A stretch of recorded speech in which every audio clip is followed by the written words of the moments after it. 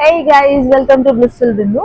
So నేను మీకు ఇవాళ స్టోరీ చెప్పాలనుకుంటున్నాను. A father, a son and a donkey మూడు ఉంటాయి అనమాట. నడుచుకుంటూ వెళ్తుంటే ఏమవుతుంది, జనాలు అంటారు అనమాట, గాడిదని పెట్టుకొని నడవడం ఏంటి అని నవ్వుకుంటూ వెళ్తారు. సో తండ్రి ఏం చేస్తాడు, కొడుకుని ఎక్కించి తండ్రి గాడితో పాటు నడుచుకుంటూ వెళ్తుంటాడు. కొంచెం దూరం వెళ్ళగానే మళ్ళీ జనాలు ఏమంటారు, చిచ్చి ఏంటిది, కొడుక్కి కొంచెం కూడా సిగ్గు లేదు, తండ్రిని నడిపిస్తున్నాడు, కొడుకేమో ఎక్కి సరదాగా గాడిద మీద కూర్చున్నాడు అనగానే వీళ్ళు రోల్ రివర్స్ అవుతారు. దిగేసి నడుస్తాడు, తండ్రిని గాడిద మీద ఎక్కిస్తారు. కొంచెం దూరం వెళ్ళగానే మళ్ళీ జనాలు ఏమంటారు, కొంచెం కూడా తండ్రికి బుద్ధి లేదు, కొడుకుని నడిపిస్తున్నాడు, అసలు ఈ కొంచెమన్నా సెన్సింగ్ అంటారు. సరే అని చెప్పేసి ఇద్దరు కలిసి నడుచుకుంటూ వెళ్తుంటారు అన్నమాట.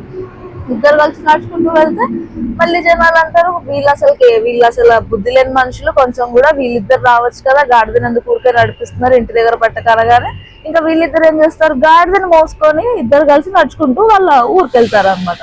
ఊరికెళ్ళగానే అక్కడ ఊరి జనాలు అందరు నవ్వుతారు అనమాట. గాడిదని పెట్టుకొని మీరు గాడిదని మోసుకుంటూ రావడం ఏంటి, గాడిద మిమ్మల్ని మోసు కదా రావాలి అని అనగానే వాళ్ళకి ఏం అర్థం కాదనమాట. సో ఇందులో ఉన్న మోరల్ ఆఫ్ స్టోరీ ఏంటంటే, ఎవరో ఒకళ్ళు మార్చి ఎక్కి నడిచినా సరే వాళ్ళకి కొంచెం కాళ్ళ నొప్పులు అనేవి తగ్గేవి, లేకపోతే ప్రయాణం సులువుగా జరిగిపోయేది. అంటే మనుషులు అనేది ఉండేదే అందుకు బ్రో, ఏదో ఒకటి అంటూనే ఉంటారు. ఎవ్వరు అన్నవన్నీ మనుషుల మీద తెచ్చుకొని పట్టించుకోవద్దు. అంటే కొన్ని తీసుకోవాల్సినవి తీసుకోవాలి, కొన్ని వదిలేయాల్సినవి వదిలేయాలి.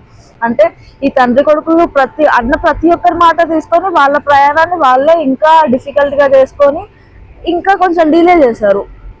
ఎవరో ఒకరు వెళ్ళినా సరే, అంటే మార్చి కూర్చున్నా సరే మేబీ వాళ్ళ ప్రయాణం ఫాస్ట్ గా అయిపోయేదేమో.